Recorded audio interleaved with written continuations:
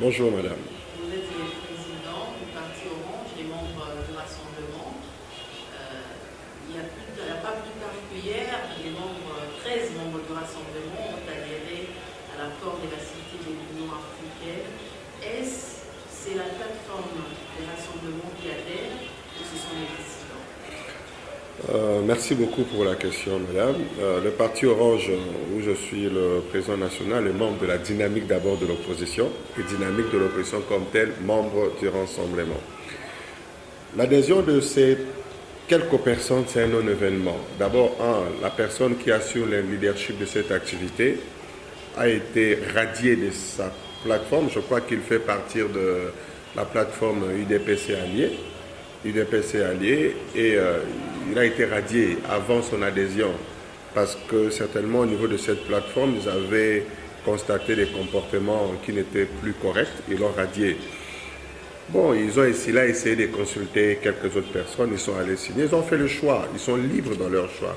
Mais pour nous, c'est un nouvel événement parce que ces personnes ne déstabilisent en rien et ne dérangent en rien la lutte noble que les rassemblements est en train de mener pour l'intérêt de notre peuple. Donc c'est la catégorie de personnes qui travaillent sans conviction. Parce qu'une personne qui travaille avec conviction, qui pose des actes avec conviction, n'a pas de tel comportement. Vous n'avez qu'à observer le passé. Donc je pense que c'est une instabilité liée à la personne ou aux personnes qui ont fait ce choix-là. Nous n'allons pas passer trop de temps autour de ça, passer un non-événement en fait. Alors, il affirme avoir l'aval du président Étienne Tshisekedi. Parce que moi-même, j'ai vu un document où il demande au président Tshisekedi une réunion extraordinaire pour en débattre. Il dit d'une part, il affirme avoir eu de longues conversations avec le président du Rassemblement. Et d'autre part, il affirme avoir une lettre ayant demandé une longue réunion. Une réunion extraordinaire. Déjà, il y a un problème, il y a une contradiction à ce niveau. Ce qui est plus important, le président Tshisekedi, c'est un homme constant. Ce n'est pas une personne instable. Et rien que par ces valeurs que défend cette personne, nous ne pouvons pas nous imaginer que le président Étienne Tshisekedi ait adhéré dans une vision d'instabilité politique. Donc c'est un choix individuel. Au stade actuel, il n'a qu'à assumer la responsabilité de son choix et il est libre. De toute façon, on est en démocratie.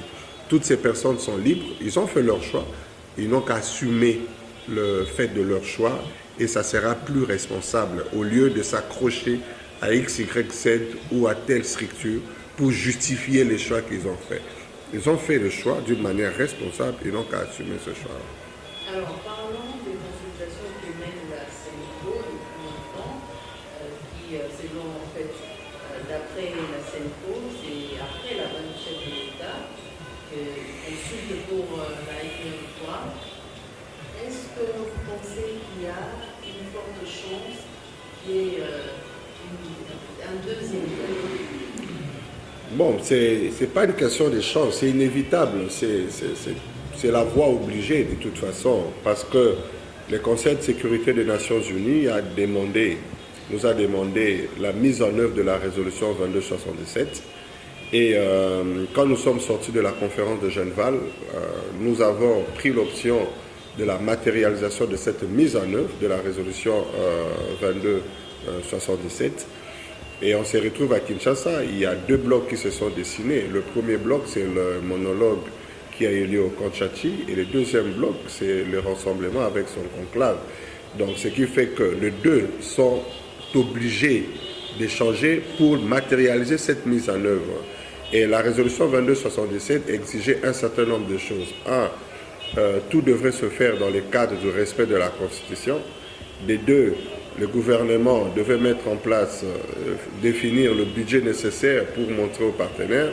Et des trois, la CENI devait publier un calendrier électoral respectant le délai constitutionnel.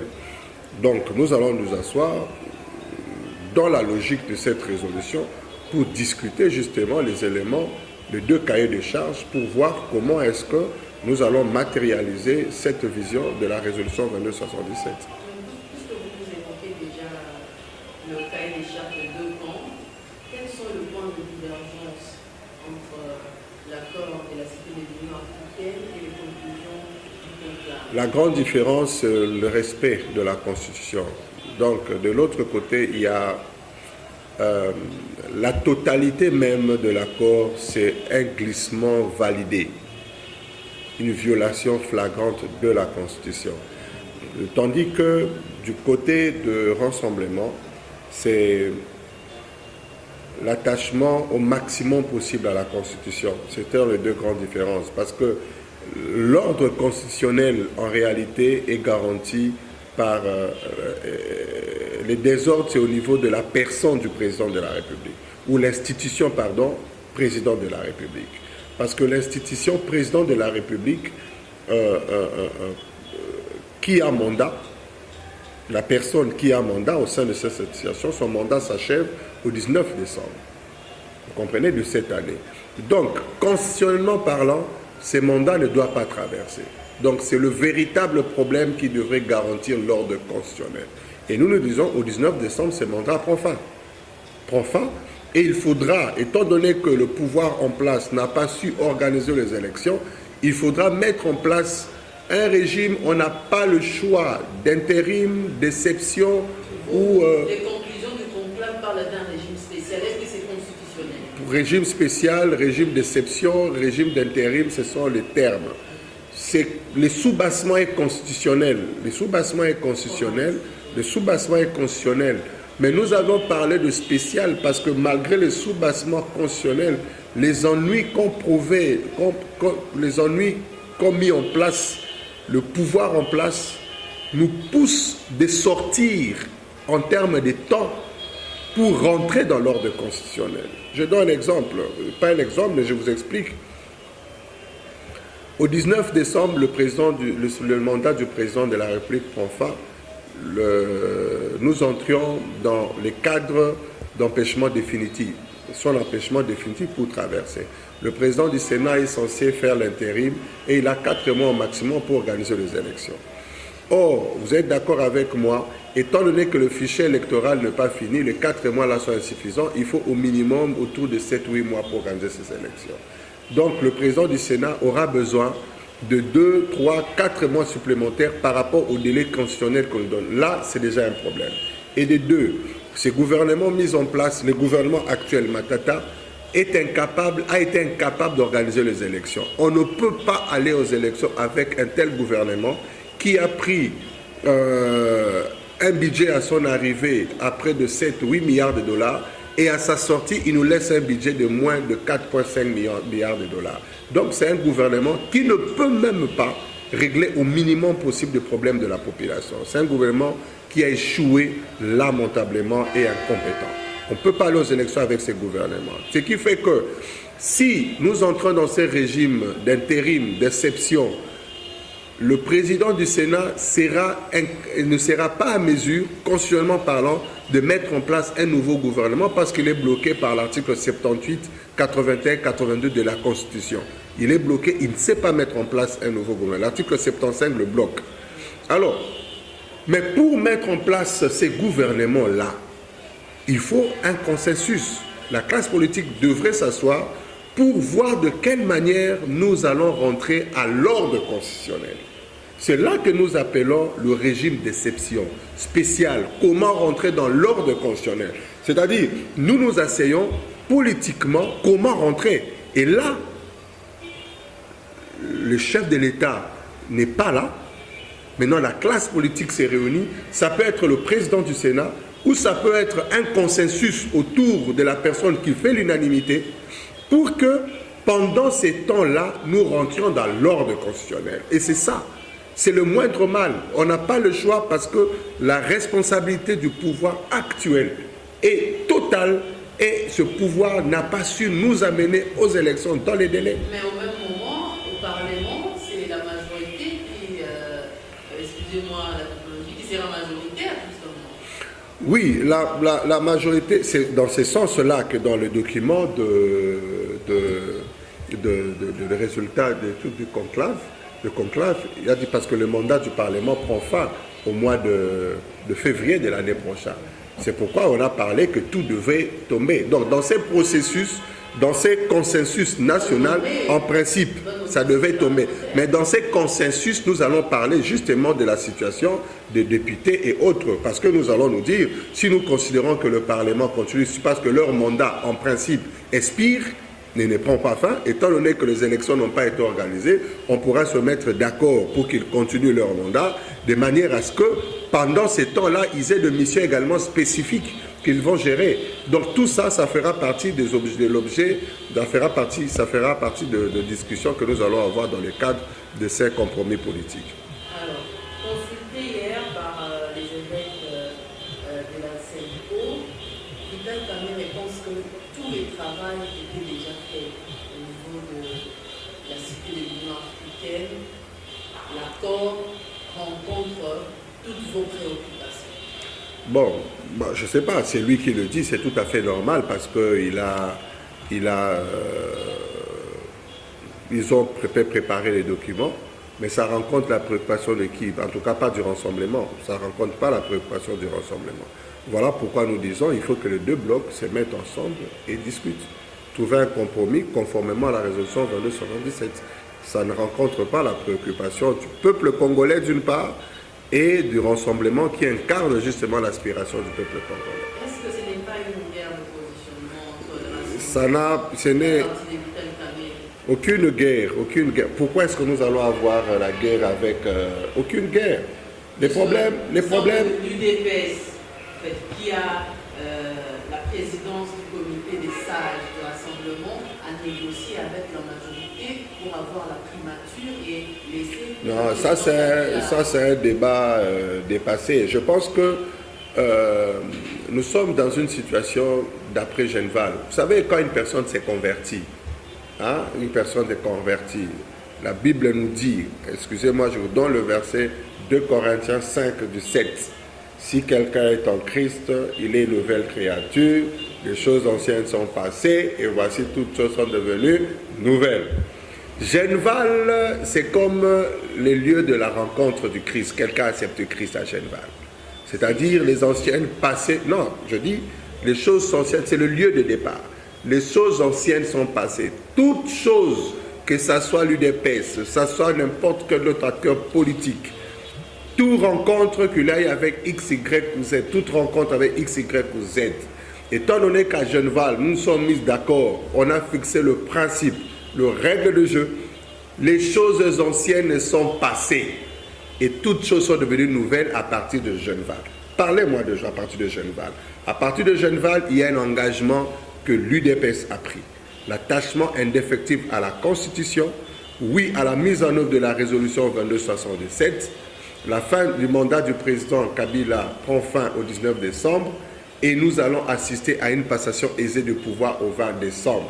Et nous avons demandé à la communauté internationale de nous soutenir pour la mise en œuvre de cette résolution et nous avons fait appel à la population qu'elle soit engagée, disponible pour protéger sa constitution.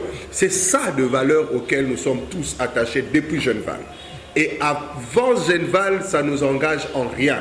Mais depuis Genval, on est tous engagés à ces mécanismes, à ce principe et nous travaillons sur base de ce principe. Et l'UDPS, la dynamique de l'opposition et tous les autres sont dans ces principes, y compris le parti Orange qui est membre de la dynamique de l'opposition.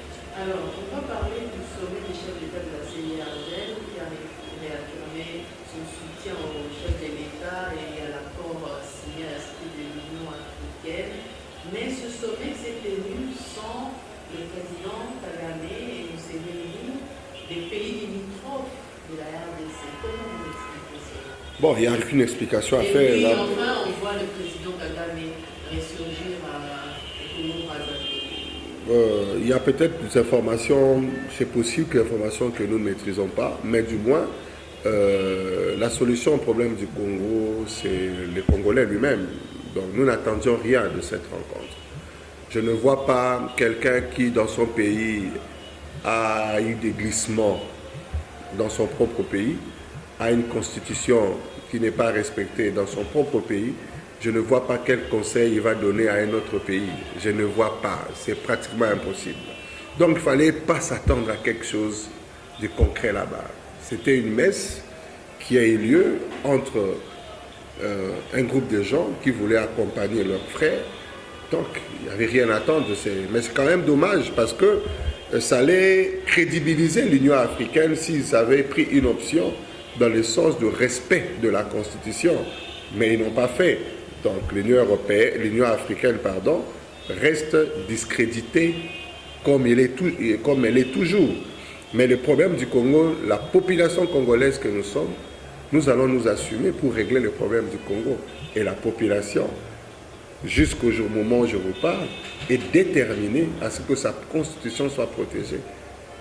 Et ce qui va être fait. Vous tenez à organiser le meeting le 5 novembre, pendant que l'autorité urbaine a interdit toutes les manifestations publiques.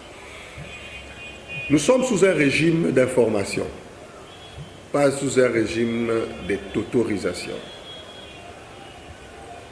C'est la Constitution qui garantit cela, la liberté d'expression, la liberté de mouvement, la liberté de ceci ou cela. Et le pouvoir public a la responsabilité de sécuriser et de protéger.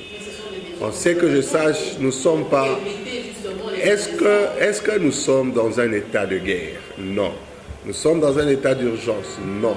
Est-ce qu'on a déclaré quelque part par l'organe approprié, l'Assemblée nationale ou autre, une institution de la République a déclaré que le pays est dans une situation de guerre? Non. En quoi est-ce qu'une autorité municipale ou urbaine peut prendre une décision qui va aller au-delà de la Constitution? C'est infaisable. Il a été informé et par contre, par cela, il a la responsabilité, l'autorité a la responsabilité de prendre des dispositions pour sécuriser l'activité qui va avoir lieu. Hier, il a encore réactivé sa décision. Est-ce que ça va devenir un bras de fer? Il n'y aura pas de bras de fer. De toute façon, les échanges continuent. Il y a les échanges continuent et à l'issue, je sais que le 5, nous allons avoir un meeting. Le meeting va avoir lieu. Et voilà, l'autorité a la responsabilité de sécuriser la population qui viendra assister à ce meeting. C'est sa responsabilité. Entre autres raisons du non-financement des élections. Et alternance en 2016 de manière à ce qu'il y ait un nouveau type de leadership dans ce pays qui pourra répondre aux aspirations du peuple congolais. Deuxième chose, il faut nous puissions avoir le renouvellement de l'intelligence. Il ne suffit pas seulement d'avoir des hommes intelligents dans ce pays, mais on devra avoir des personnes qui ont une intelligence complètement renouvelée. Voilà pourquoi nous avons lancé la campagne Mbongwana. La campagne Mbongwana, c'est une campagne de transformation de mentalité. Nous avons lancé la campagne Mbongwana depuis l'année passée. Nous faisons ce travail de fond dans le cadre de ces campagnes qui a 3 étapes. Première étape, c'est le renouvellement, c'est le changement de la mentalité de l'individu. Deuxième étape, c'est le changement de mentalité dans la communauté, ce que nous appelons parlement de proximité. Troisième étape, c'est justement la matérialisation de ces changements-là, soit par des actions concrètes, et ainsi de suite. Et troisième axe de notre stratégie, c'est justement la mise en place de notre projet de société autour de notre idéologie que nous appelons les réfondismes. Les réfondismes est tout simplement une idéologie qui met l'homme au centre et au-dessus de cet homme-là de valeur. Et cette idéologie s'articule autour de 7 points cardinaux, je vais rapidement citer: l'amour des dieux, l'amour du prochain, l'amour de la patrie, l'amour du travail, le respect de l'environnement, le respect des temps et l'essence de l'héritage. C'est un parti qui a un soubassement de valeurs qui sont chrétiennes, parce que nous avons constaté aujourd'hui le véritable leadership, c'est la personne du Christ. Christ est le véritable leader qui puisse exister, le véritable modèle. Il n'y a pas un modèle parfait qui puisse exister si ce n'est que la personne du Christ. Voilà pourquoi il est pour nous une source d'inspiration. Et toutes les civilisations qui se sont développées à travers le monde, ce sont des civilisations qui ont eu comme soubassement les valeurs chrétiennes. Et nous avons... Oui, justement. Pourquoi vous voulez profiter du succès de Renaissance, puisque Renaissance a une couleur orange et vous, immédiatement... Non, bon, peut-être ce sont des coïncidences qui sont arrivés qui sont arrivés en leur faveur également, parce que eux également, Orange veut tout simplement dire ordre pour des actions nouvelles et garantes d'équité. Pourquoi ordre? Parce qu'il y a un désordre, il faut remettre de l'ordre. Vous savez, nous sommes une nouvelle classe politique. Nous avons lancé le réveil d'une génération. C'est une nouvelle génération qui naît avec une nouvelle façon de voir, une nouvelle façon d'agir. Nous voulons faire différemment et autrement les choses. Vous savez, quand nous parlons parti, par exemple, Pakebo, moi je parle d'Orange. Tu ne vois pas qu'Orange c'est un peu plus designé que Pakebo? Oui, mais sur terrain c'est une chose, mais dans le cœur on est une autre. On est dans le cœur du Congolais. C'est ça la chose la plus importante. On ne passe pas notre temps dans le blablabla de trucs, mais on fait un travail de fond. Quand nous avons une adhésion, c'est une adhésion profonde d'une personne qui est dans le parti et nous savons au meilleur moment, il va être productif pour le parti, pour l'intérêt de la nation. Parce que notre rêve, c'est pour l'intérêt de notre peuple et de notre nation. Donc voilà, et nous avons un projet de société clair, un projet de société qui s'articule autour de 3 points seulement. Et une fois aujourd'hui aux affaires, au pouvoir,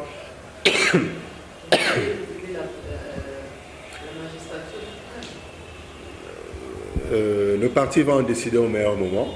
Mais du moins, nous avons des ambitions que nous allons matérialiser par la grâce de Dieu. Merci bien, monsieur. C'est moi qui vous remercie, mais le dernier mot, je voudrais dire à la population, je dis au peuple congolais que nous sommes un peuple fort, grand et puissant. Quelle que soit la médiocrité qui nous tire vers le bas, nous devons rester attachés à notre identité de la grandeur. Et nous devons aussi, chacun, ce qui le concerne, nous rassurer du réveil d'une génération implémentée par le Parti Orange qui nous fera atterrir vers notre destinée de la grandeur. Parce qu'ensemble nous pouvons et ensemble nous devons. Que Dieu nous bénisse. Merci.